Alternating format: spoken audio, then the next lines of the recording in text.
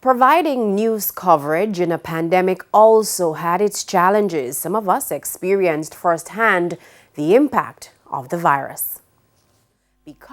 As a journalist, providing news coverage in the COVID-19 pandemic means one may have to get tested once, sometimes twice, or maybe more. TVJ's Kirk Wright. Open wide, say ah, keep it, don't close it, very good.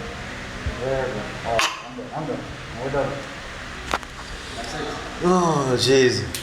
Please let me walk with you, Jesus. And then there's the odd occasion when one ends up in hospital, not for an interview, but for care. The script is flipped.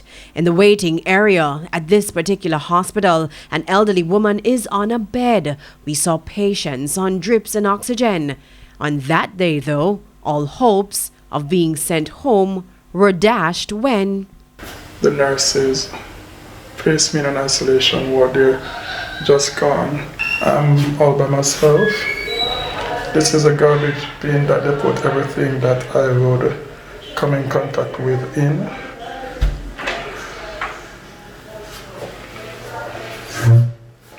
This is a bathroom that they gave me to use for myself. Alright. And that's the oxygen station they set up to give me some oxygen. And yeah, that's my bed. For Giovanni Dennis, Valentine's Day came with chills. I'd never felt something like that ever in my life.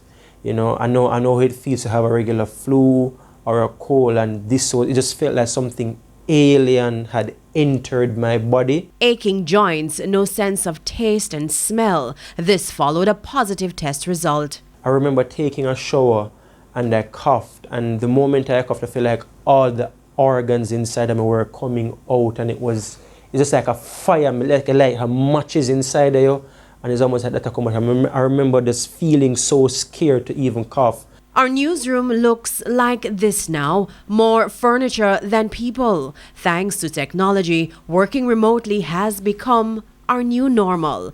So from us to you. Follow the protocols. I know it sounds preaching every day when you hear this from government officials, but believe me, for something when you get and you experience the symptoms, especially what I can speak from my perspective, I don't want nobody else get it. So as much as I can, as difficult as it may be, guys, just stay home.